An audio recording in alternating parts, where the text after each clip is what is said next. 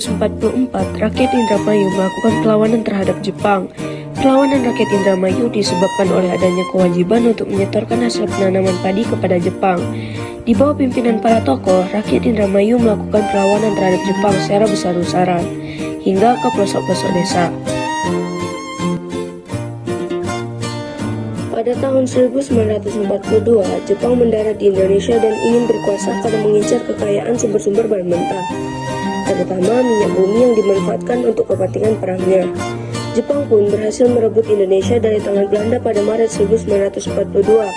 Daerah Indramayu juga tidak luput dari perhatian mereka. Pada 3 Maret 1942, Jepang mendarat di eretan Indramayu, tepatnya di Kampung Sumur dan Sre. Pada saat itu, para serdadu Jepang yang umumnya berpangkat jenderal datang ke sebuah pendopo yang ada di Indramayu. Mereka pun menuntut penduduk setempat memberi hormat, siapapun yang menolak maka akan dipukul atau diteriaki bagero yang berarti bodoh. Sejak saat itu, rakyat menjadi sangat murka terhadap Jepang. Kemarahan mereka memuncak saat penduduk Indramayu mayoritas bekerja sebagai buruh tani diwajibkan untuk menyerahkan hasil panen padi. Peristiwa inilah yang melatar belakangi pemberontakan petani di Indramayu terhadap Jepang.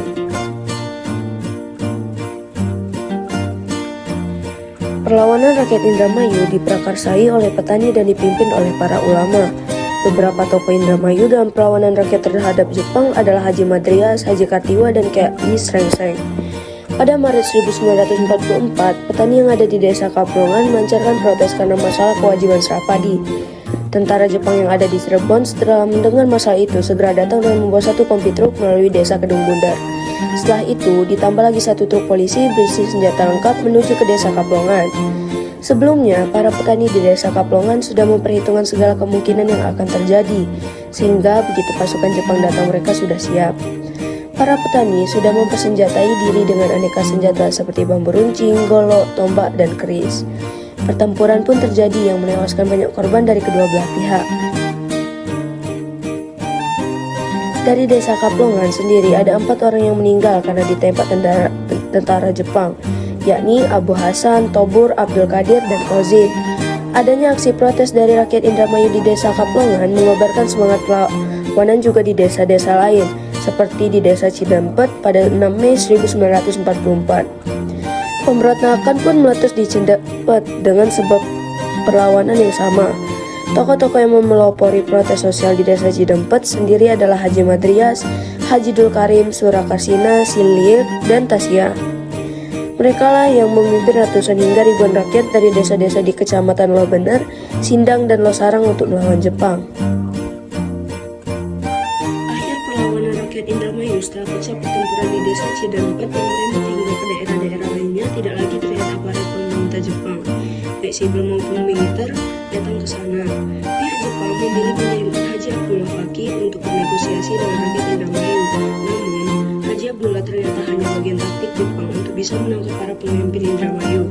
Akibat strategi itu, banyak pemimpin yang berhasil ditangkap dan ditahan di sel tahanan Pendopo Indramayu. Dan berhenti di situ, Jepang melanjutkan siasat mereka dengan menyebarkan pamflet ke daerah-daerah. Isi pamflet tersebut adalah rakyat Indramayu diminta untuk menyerahkan diri ke pendopo dan tidak perlu khawatir karena semua akan dijaga dan dilindungi. Rakyat yang tidak curiga pun mulai berdatangan ke pendopo.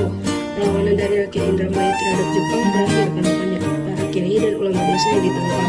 Selain itu, peristiwa proklamasi kemerdekaan Indonesia membuat Jepang angkat kaki dari Indramayu. Dampak pemberontakan petani Indramayu yang berakhir pada bentrok fisik membuat korban jiwa berjatuhan. Banyak tentara Jepang yang tewas, begitu pula dengan para petani dan ulama yang gugur atau dipenjara oleh Jepang. Kendati demikian, pasca perlawanan berlangsung, rakyat Indramayu justru semakin giat bekerja karena hasil panen tidak lagi disetor pada Jepang yang telah angkat kaki dari Indonesia.